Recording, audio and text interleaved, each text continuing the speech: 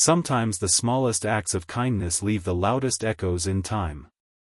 The camera fades in on a sharply dressed young CEO standing before a massive crowd at a corporate event. Flashbulbs go off as he takes the mic. He doesn't speak right away. He just smiles, and points to an older woman in the audience. The crowd parts. She gasps. "That's her," he says, voice thick with emotion. "She gave me a book, when I had nothing. And now, I run the company she built." But this wasn't how it began. Years ago, on the busy streets of a bustling city, a young boy named Rafik sat on a cracked sidewalk, dusty feet tucked beneath him. He wasn't begging. He didn't shout or steal. He just sat, a small figure swallowed by the world, his eyes scanning the people who hurried by. Most didn't notice him. A few offered a coin. But Rafik wasn't after money. He was looking for something else, he just didn't know what. One rainy afternoon, a woman named Maya Saeed, the founder of a rising publishing company, took a different route home after a long board meeting.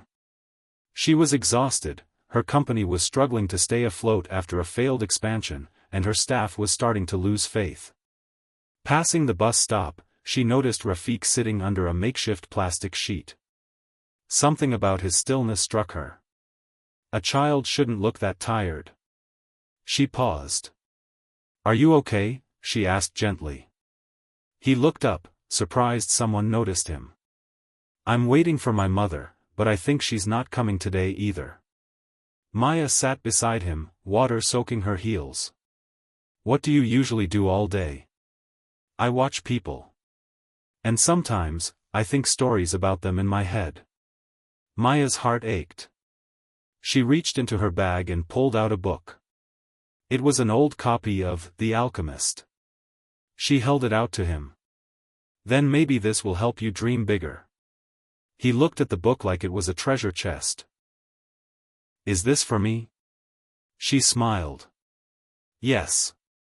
Stories changed my life. Maybe they'll change yours too." Without another word, she got up and left, unaware that her small gesture had just lit a fire in the boy's soul. Over the next few years, Rafik clung to that book like a lifeline. He couldn't even read properly at first, but he learned, from street signs, from listening at school windows, from stolen minutes at a corner library.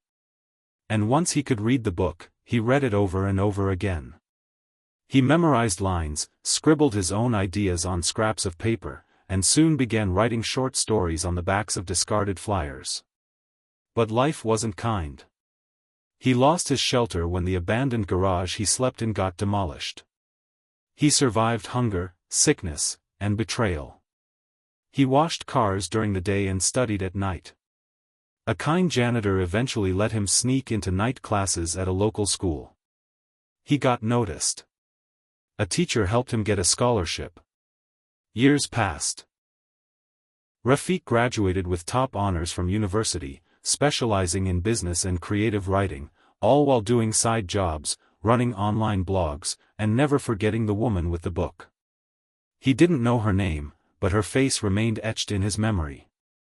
He applied for internships across the city, and one day, he walked through the tall glass doors of a publishing firm named Saeed Stories Incorporated. The logo looked familiar. His heart pounded. He was accepted as a trainee. Maya didn't recognize him. Why would she? She'd given away dozens of books since that day.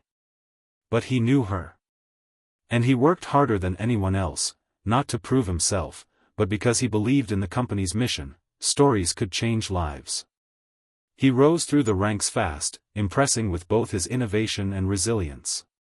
When the company fell into a sudden leadership crisis, the board noticed the young man who had once swept floors and now led creative development. The boardroom buzzed with tension the day they voted for the next CEO. Maya, older now and worn from years of hard decisions, had retired but was invited to witness the vote. As the young man in the sharp suit walked in, Maya stared. Something in his eyes.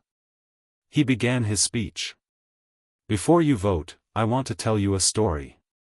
About a boy who sat on a sidewalk, and a woman who gave him a book. Tears welled in her eyes before he even said her name. When the board unanimously elected him, he didn't celebrate with champagne or speeches. He walked to Maya, took her hand, and whispered, "You gave me a future I couldn't see. Now, let me honor the world you built." Under Rafiq's leadership, Saeed Stories Incorporated didn't just expand, it transformed. He launched free libraries in slums, funded literacy programs for street children, and opened an institute called the Maya Initiative, where orphans were given not just food or shelter, but stories.